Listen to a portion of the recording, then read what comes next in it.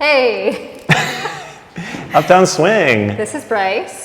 Stacia. It's level 1, I believe, 8 count. This was a good moment, because it's week 5 and we officially did swing outs to open. It was a big deal. We've worked hard to get here.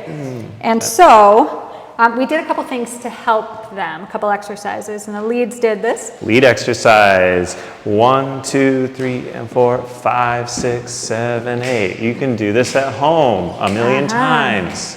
And when Bryce does this, he goes right down a line. This is very Down the linear and not line, round. back. So you can practice this at home, and that is your goal. Ooh. And follows did. Follows, we did a little linear exercise, which initially doesn't seem like it makes sense, but it allows us to keep going in one direction and face the lead, and then the lead can sort of choose our adventure, what direction we go. It looked like this: 5, 6, 7, 8, or 1, 2, 3, or 4, or 5, 6, 7, 8. So we tried that back and forth. You can do that as homework at home.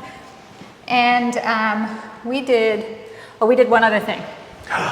We did points. We did points. It was really fun. Points look like this: 5, 6, 7, 8, Hey. Stop.